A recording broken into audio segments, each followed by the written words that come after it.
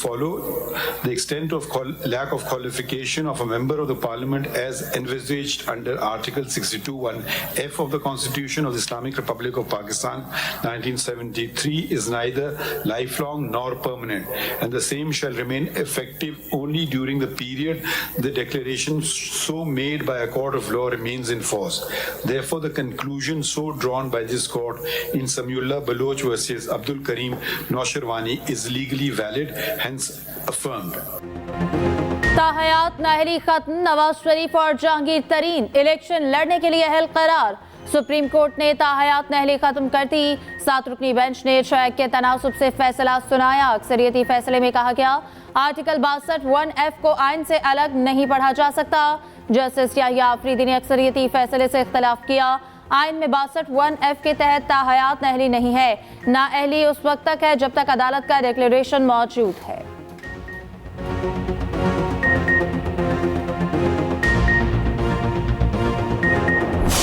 Election Commission of Pakistan is not doing something in accordance with the Constitution or the law, we can look into it. But we are not the Election Commission of Pakistan. This point was also made very clear to you when the matter of elections came before us, that we will not settle the date of elections, which is the President or the Election Commission of Pakistan, or both they can do so. And they did so. We are not, if you're going to say today someone's paper has been snatched, someone's paper has been rejected, then what we are doing in law would be assuming the duties of the Election Commission of Pakistan, which is not our job. क्या PTI चाहती है 100% उम्मीदवारों के कागजात मंजूर करें? Election commission की report पर एतराजात हैं तो तहरीरी जवाब जमा कराएं। चीफ जस्टिस के लेवल प्लेइंग फील्ड केस में रिमार्क्स। कहा हमें बताएं इलेक्शन कमीशन की रिपोर्ट में क्या गलत है, अपने दुखड़े ना सुनाएं, तहरीरी तौर पर जवाब दें। वकील लतीफ खोसा बोले जिस वजह से रिपोर्ट मांगी गई उसका एक भी जवाब नहीं दिया। सारी दुनिया को इल्म है हमारे साथ क्या हो रहा है। चीफ जस्टिस ने रिमार्क्स दिए हम दुनिया को अदालती कार्रवाई खुद बराह रास्त दिखा रहे हैं। किसी इदारे पर एतमाद नहीं तो बताएं, हम हुक्म दे देते हैं। इंतखाबात कराना इलेक्शन कमीशन का काम है, हमारा नहीं। इलेक्शन कमीशन के दायरा इख्तियार से मुतल्लिक मामलात अदालत क्यों सुने? जस्टिस मुसरत हिलाली ने इलेक्शन कमीशन के वकील से कहा कागजात नामजदगी छीने जा रहे हैं, ये सब हमें टीवी पर नजर आता है तो आपको क्यों नहीं? समात आइंदा पीर तक मुलतवी।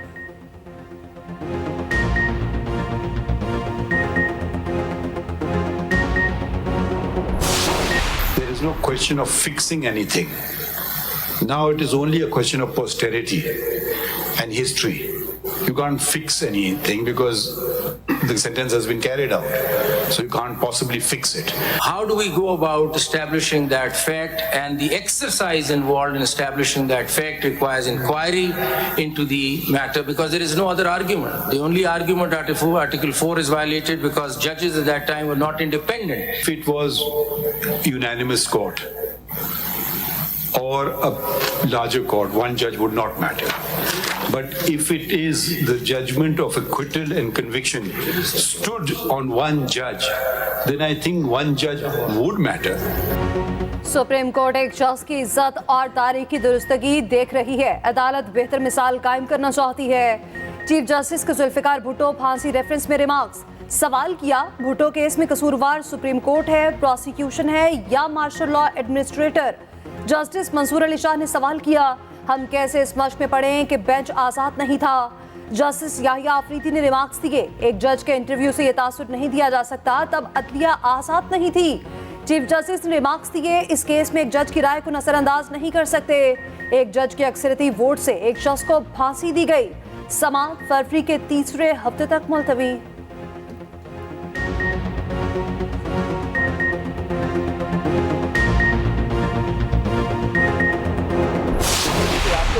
सियासत करे, अवाम का खिदमत करे, अवाम का नुमाइंदगी करे, मगर सबसे पहले खान साहब को तौबा करना पड़ेगा कि जो उसने एक बार फिर ये रवायत पाकिस्तान की सियासत में डाला है वो खुद माने अपना गलती। खान साहब का क्या मौकिफ रहा कि सारे चोरों को चौक पे आप फांसी दिलवा दे? क्या खान साहब का मौकिफ आज भी वही है? खान साहब ने तंकीद किया कि ये जमहूरियत नहीं, ये सियासी जमातों के दरमियान मुकमका है। जो एक्स्ट्रा ऑर्डिनरी फॉर्म्स रिजेक्ट हुए आपको मालूम वो कब था?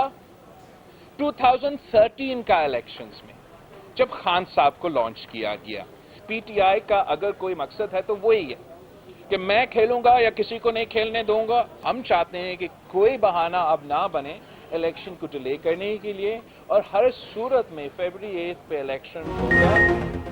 बानी पीटीआई बेगुनाह हैं तो इन्हें जेल में नहीं होना चाहिए। बानी पीटीआई ने जो सियासी रिवायत डाली इस पर तौबा करनी चाहिए।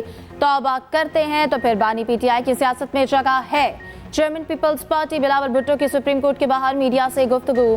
कहा, एस्टैब्लिशमेंट का किरदार सियासत में पहले से ज्यादा नहीं बढ़ा, माजी में इससे भी बुरा हो चुका है। 1988 में भी इतने ही कागजात नामजदगी मुस्तरद हुए थे।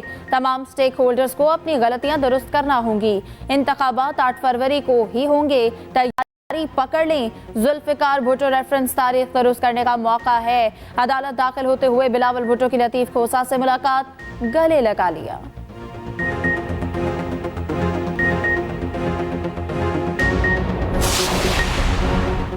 कोई हल्का और नशिस्त खाली नहीं छोड़ेंगे। चाहते हैं अंडर 19 टीम लड़ानी पड़ी, इलेक्शन जरूर लड़ेंगे। रहनुमा पीटीआई बैरिस्टर गौहर की अडियाला जेल के बाहर मीडिया से गुफ्तगू। कहा, टिकटों की तकसीम पर बानी पीटीआई से आज आखिरी मुलाकात होनी थी। बानी पीटीआई से आज मुलाकात की इजाजत नहीं दी गई। उम्मीद है अदलिया अपना किरदार अदा करेगी। रहनुमा पीटीआई लतीफ खोसा कहते हैं, तहरीक इंसाफ से इंतखाबी निशान छीन लिया गया। हमारे कारकुन को सुप्रीम कोर्ट के अंदर से उठाया गया। शाह महमूद कुरैशी को जैसे गिरफ्तार किया गया, इससे मुल्क की बदनामी हुई। इलेक्शन कमीशन ने कह दिया कि कोई शिकायत नहीं आई। इससे बड़ा मजाक क्या हो सकता है।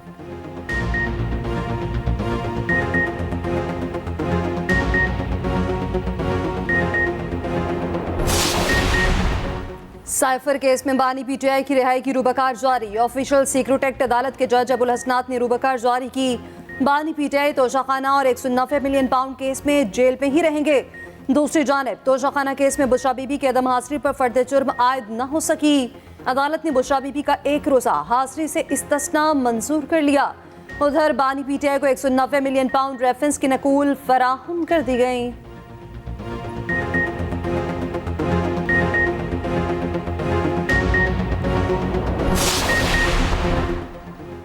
गैर शरई निकाह केस में शामिल मुद्दई और गवाहों के खिलाफ इंदराज मुकदमा की दरख्वास्त दायर। डिस्ट्रिक्ट एंड सेशन इस्लामाबाद में दायर दरख्वास्त में मौक़िफ़ अपनाया।